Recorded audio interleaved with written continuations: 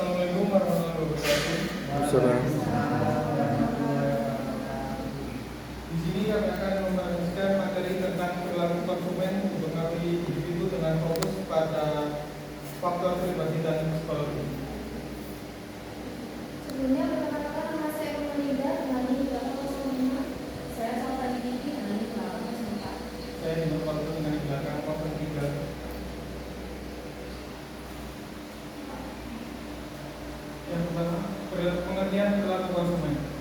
Perilaku konsumen adalah proses yang dilakukan seseorang dalam mencari informasi, mempertimbangkan, membeli, menggunakan, sampai mengevaluasi produk atau jasa untuk memenuhi kebutuhan dan keinginannya. Tujuan mempelajari perilaku konsumen adalah untuk mengetahui kebutuhan pasar, memahami alasan konsumen membeli produk, membantu perusahaan menentukan strategi pemasaran, serta meningkatkan kepuasan dan loyalitas pelanggan. Ruang untuk perilaku konsumen terdiri dari 3. Yang pertama, sebelum membeli, saat membeli, dan setelah membeli. Yang artinya perusahaan perlu memahami konsumen dari awal sampai akhir proses pembelian. Kemudian faktor yang mempengaruhi perilaku konsumen. Perilaku konsumen dipengaruhi oleh beberapa faktor. Yang pertama, faktor budaya. Faktor ini berkaitan dengan budaya, subbudaya, dan kelas sosial. Yang kedua, faktor sosial. Faktor ini berasal dari keluarga, teman, dan kelompok referensi. Yang ketiga, faktor pribadi. Faktor ini meliputi usia, pekerjaan, pendapatan, gaya hidup, dan kepribadian. Yang keempat, faktor psikologis. Faktor ini meliputi motivasi, persepsi, pembelajaran, sikap, dan konsep diri.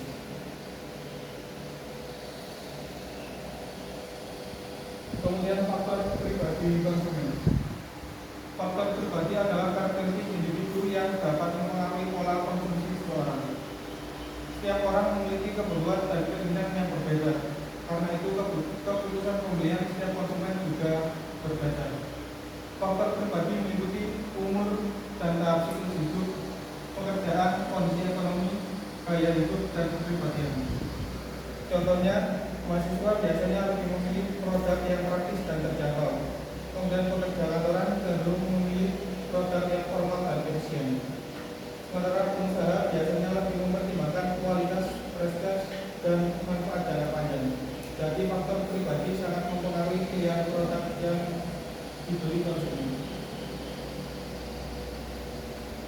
Kemudian di statement yaitu ada sikap konsumen.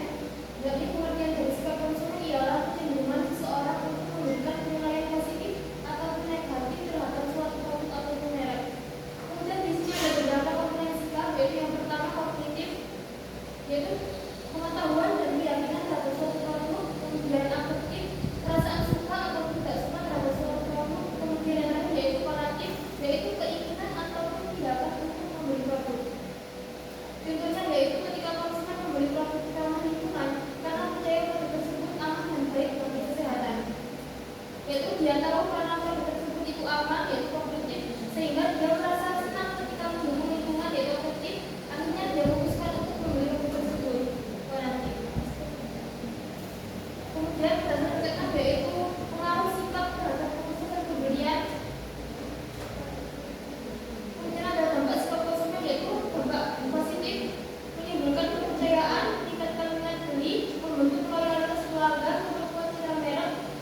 Di sini ada sikap pribadi yang pertama yaitu menurunkan minat beli, menimbulkan keraguan, dan membuat konsumen berbeda merek. Faktor-faktor dari membentuk sikap tersebut yaitu yang pertama ada pengalaman pribadi, iklan dan promosi, media sosial, lingkungan sekitar, dan testimoni konsumen. Kemudian ada motivasi konsumen. Pengertian dari motivasi ialah dorongan dalam diri seseorang untuk bertindak dalam memenuhi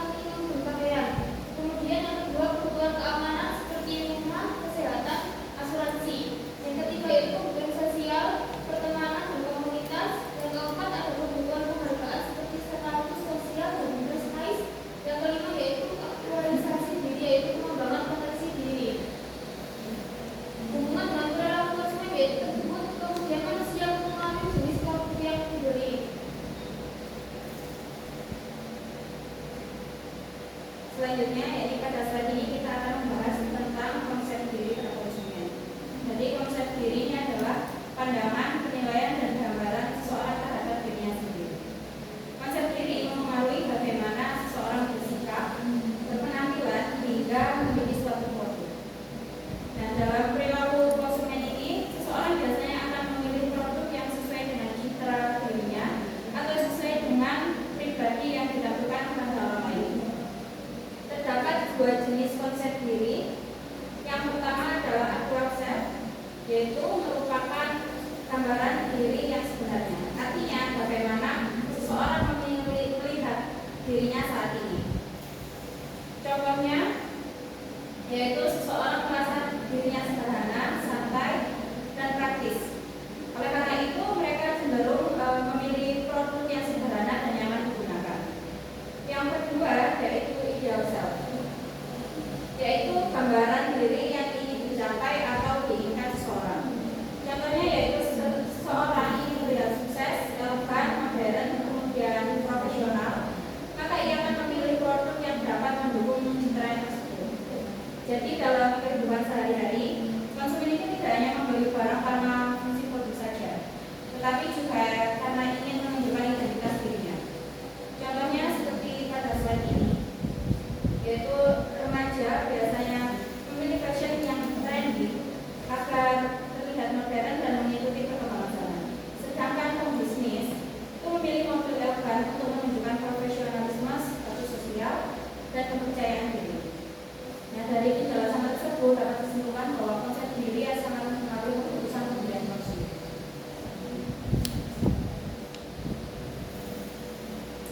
Selanjutnya yaitu menjelaskan hubungan antara sikap, motivasi, dan konsep diri dalam perilaku konsumen.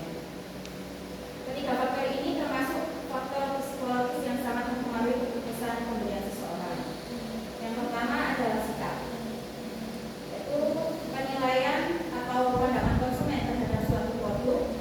Sikap bisa positif juga maupun negatif. Jika konsumen memiliki pengalaman yang baik terhadap suatu produk, maka sikapnya akan menjadi positif sehingga meningkatkan minat beli. Nah, sebaliknya, jika pengalaman konsumen buruk, maka sikap terhadap produk itu akan menjadi negatif dan dapat menyebabkan konsumen itu berpindah ke merek lain. Yang kedua adalah motivasi. Motivasi merupakan dorongan dalam diri seseorang untuk memenuhi kebutuhan atau keinginannya. Nah, motivasi inilah yang membuat seseorang akhirnya melakukan pembelian. Contohnya, ketika seseorang membeli makanan sehat karena memiliki motivasi menjaga kesehatan tubuhnya. Yang ketiga yaitu konsep diri. Konsep diri mempengaruhi produk apa yang dipilih konsumen sesuai dengan identitas atau citra dirinya. Contohnya itu ketika seseorang ingin terlihat modern, biasanya itu memilih produk yang sedang tren saat ini. Nah, ketiga faktor tersebut saling berhubungan dalam membentuk keputusan pembelian konsumen. Contoh yang ada pada slide ini yaitu seseorang ingin hidup sehat. Ia memiliki motivasi untuk menjaga kesehatan, memiliki sikap positif terhadap makanan sehat, dan membentuk konsep diri sebagai pribadi yang sehat. Karena itu, ia lebih memilih membeli makanan sehat dibanding makanan cepat saji. Jadi dapat disimpulkan bahwa keputusan pembelian konsumen itu dipengaruhi oleh faktor psikologis yang saling berkaitan satu sama lain. Kemudian yaitu contoh penerapan perilaku konsumen dalam kehidupan sehari-hari. Yaitu yang pertama adalah dalam produk skincare, yaitu banyak konsumen yang membeli skincare karena memiliki sikap percaya bahwa produk tersebut aman dan bermanfaat bagi kulit. Nah, motivasinya adalah ingin memiliki kulit yang sehat dan terawat. Sedangkan konsep dirinya adalah ingin tampil percaya diri dan menarik di depan orang lain. Contoh kedua yaitu smartphone. Konsumen biasanya memilih smartphone karena kamera yang berkualitas, itu bagus,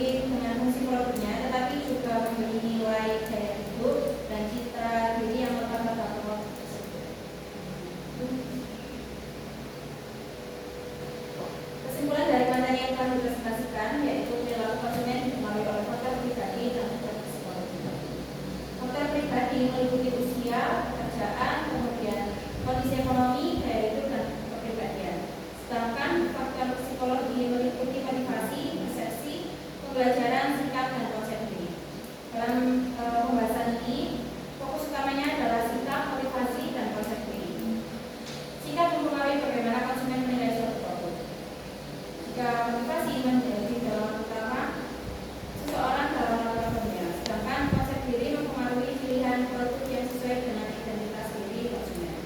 Dengan memahami perilaku konsumen, perusahaan dapat menentukan strategi pemasaran yang lebih tepat, efektif, dan sesuai kebutuhan pasar. Inti pembelajaran dari materi ini adalah keputusan pembelian tidak hanya dipengaruhi oleh kebutuhan, tetapi juga dipengaruhi oleh emosi, persepsi, pengalaman, dan strategi konsumen. Sekian presentasi dari kelompok kami. Terima kasih atas pertanyaannya. Silakan yang bertanya. Silakan. Ya. Jadi sekarang kan banyak orang berbicara karena itu tren atau FYP di media sosialnya. Nah, menurut kalian itu benar-benar kebutuhan atau sebenarnya cuma pengaruh lingkungan atau keinginannya aja?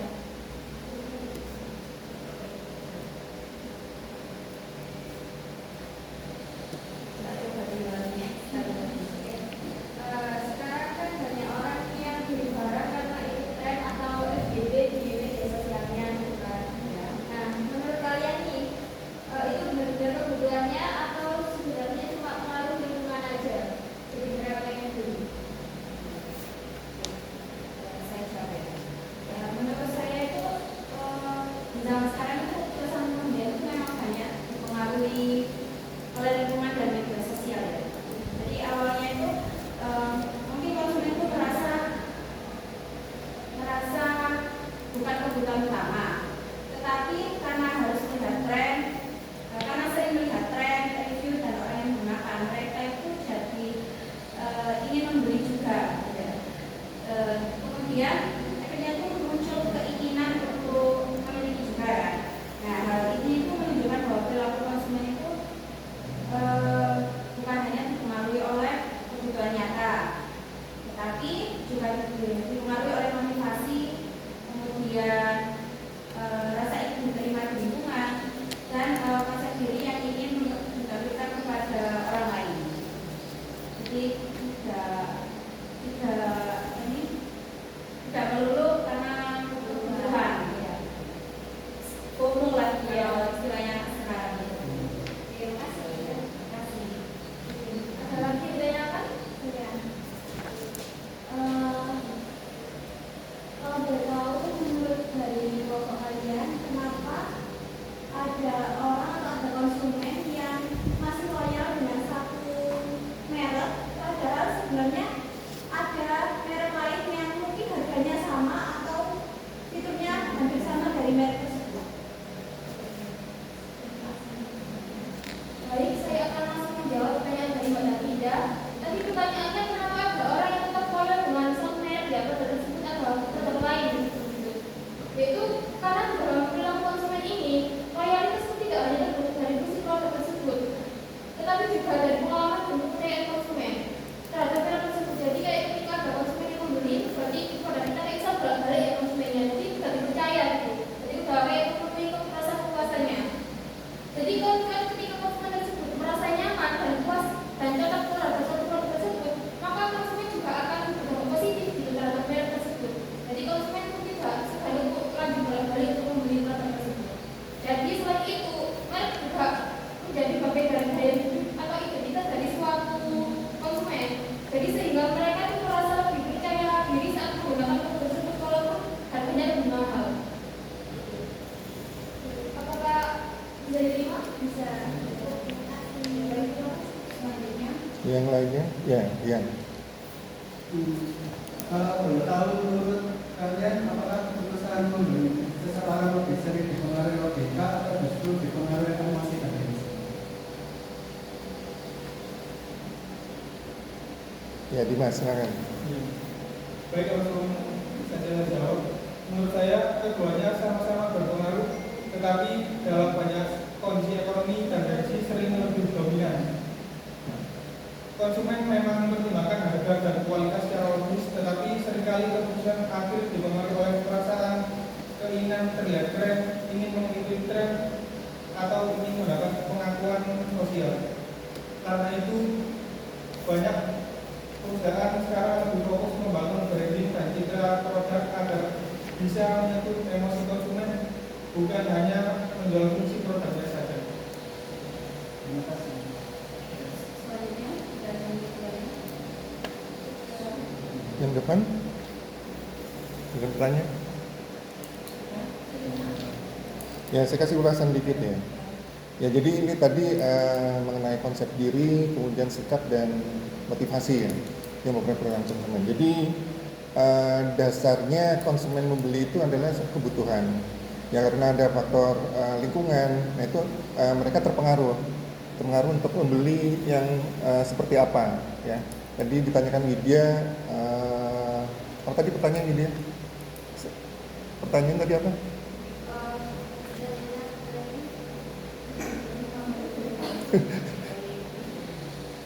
Itu bisa orang beli itu karena ikut tren media. Maksudnya kayak orang belinya Ya. karena di FYP mereka muncul terus mereka beli karena kebutuhan Ya. atau ada. Ya, pengaruh dari medsos ya. Jadi sebetulnya kebutuhan dasar dulu yang muncul di situ. Nah, dari medsos itu ada ulasan-ulasan. Mungkin yang terbaik mana atau terpengaruh faktor emosi dan sebagainya dari medsos itu. Yaitu yang pemicunya. Jadi untuk dari kebutuhan kemudian mereka dipengaruhi lingkungan, itu akan memutuskan untuk membeli. Jadi pengaruh lingkungan itu akan membeli produk yang mana akan dibeli. Ya, termasuk tadi ada emosi yang Dimas jawab tadi ya. Ya, faktor emosi misalnya untuk gengsi, pertanyaan dari dia ya. Itu dalam keputusan kemudian kan ada 5 langkah itu. Yang di ketiga kan ada evaluasi alternatif. Nah, itu kan ada kalian memilih di situ. Nah, itu terpengaruh juga konsumen dalam memilih itu dipengaruhi oleh faktor-faktor sikap, emosi, motivasi dan sebagainya tadi ya. Jadi dasarnya memang ada kebutuhan untuk membeli itu. Cuma tiap orang nanti dipengaruhi oleh lingkungan akan berbeda-beda memutuskan untuk barang mana yang akan dipilih gitu ya. Oke, saya kira secara keseluruhan sudah baik ya untuk penjelasan maupun materinya. Bisa dikasih aplaus buat teman kalian di depan. Sekarang tepuk tangan.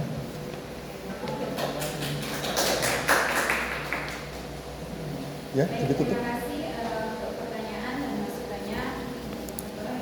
Ini Eva Safani dengan Dimas ya. Jadi, assalamualaikum warahmatullahi wabarakatuh. Salam.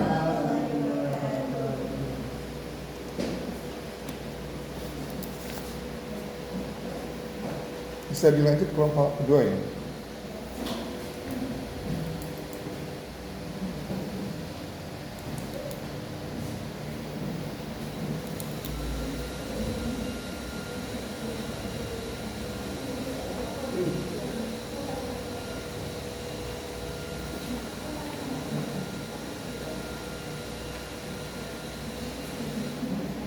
Assalamualaikum warahmatullahi wabarakatuh. Waalaikumsalam. Jadi pada siang hari ini kita akan presentasikan yang berjudul perilaku konsumen yang dipengaruhi oleh budaya. Sebelumnya perkenalkan dulu, nama saya Anita Widya Hidup dengan NIM 813 dan nama saya dan bidang komunikasi dengan NIM berapa 18. Oke, langsung saja pada pengertian perilaku konsumen. Perilaku konsumen adalah studi mengenai bagaimana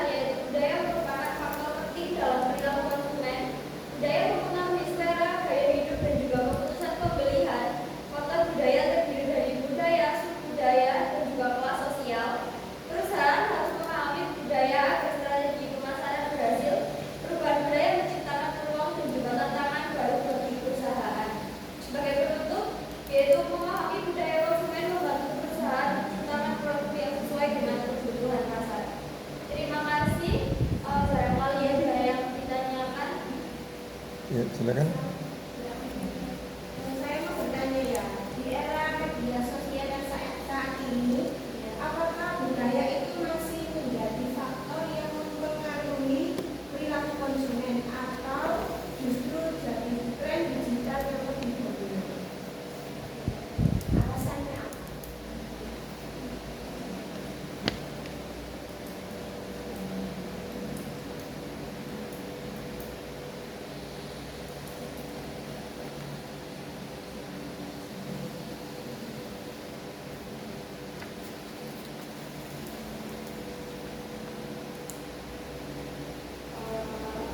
Dijawab ya. Menurut saya budaya masih menjadi alasan utama konsumen untuk memilih suatu produk tersebut karena apa ya, konsumen masih hidup dalam lingkup budayanya sendiri, misalnya kebiasaannya atau ada event-event keagamaan atau apa itu kan masih bersangkutan dengan budaya. Dan untuk tren saat ini seperti itu menjadi kayak nilai tambah gitu loh untuk mempercepat era digitalisasi dan juga konsumen dan membuat apa ya, mempercepat perubahan minat konsumen seperti FOMO itu kan dipengaruhi oleh apa ya, tren digital saat ini. Jadi lebih kayak mengikuti tren viral, jadi sebenarnya bekerja di atas fondasi budaya itu sendiri. Ya, yang lainnya. Ya. Siapa dulu? Amel dulu. Jika sebuah perusahaan hanya mengikuti tren yang sedang viral tanpa mempertimbangkan budaya masyarakat setempat, apa resiko yang mungkin terjadi? Bisa diulang, Amel? Jika perusahaan hanya mengikuti tren yang sedang viral tanpa mempertimbangkan budaya masyarakat setempat, apa resiko yang mungkin terjadi? Baik, izin menjawab. Menurut saya sendiri, jika begitu, mungkin produk atau strategi masyarakat itu bisa saja tidak diterima oleh masyarakat karena tidak sesuai dengan kebudayaan atau kebiasaan mereka. Dengan begitu, akibatnya promosi akan menjadi kurang efektif dan mungkin akan terjadi kegagalan dan tidak diterima oleh masyarakat, atau bisa saja menjadi perusahaan yang berisiko gagal bersaing dengan produk-produk lainnya. Oleh karena itu, memahami budaya lokal tetap penting meskipun perusahaan ingin mengikuti tren yang sedang berkembang pada saat ini. Apakah barangkali ada yang ditanyakan lagi?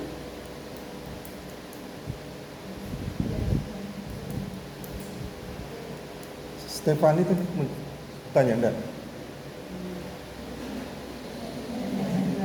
Udah jadi?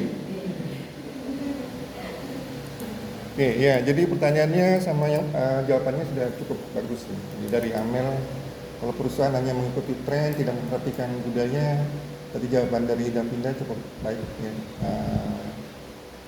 Nah, produk itu tidak bisa diterima masyarakat karena budaya itu norma-norma atau kebiasaan yang sudah terjadi di masyarakat. Ya misalnya aja di tren minuman beralkohol misalnya dari Amerika. Nah, misalnya perusahaan tidak memperhatikan budaya Mojokerto yang agamis ya. Masuk ke sini mungkin gagal produk, gagal pemasarannya yang dijawab oleh Davinda tadi. Jadi perusahaan harus tetap memperhatikan budaya, promosinya bisa melalui medsos dan sebagainya. Ya. Jadi kita viralkan yang memang sesuai dengan budaya setempat. Memang seharusnya itu yang harus dipahami oleh perusahaan.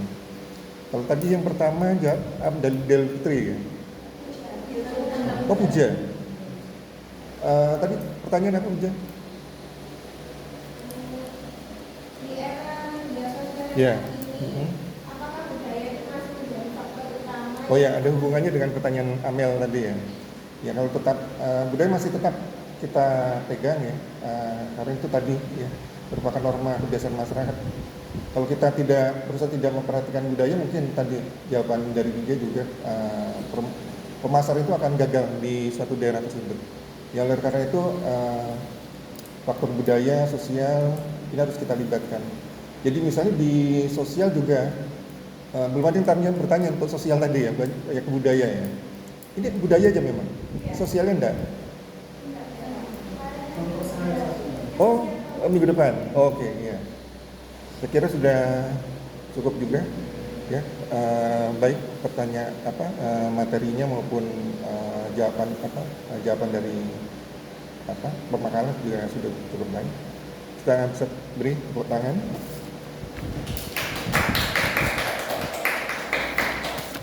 Ya, silakan ditutup Dewi. Baik, terima kasih atas perhatiannya. Saya akhiri. Assalamualaikum warahmatullahi wabarakatuh. Waalaikumsalam. Waalaikumsalam.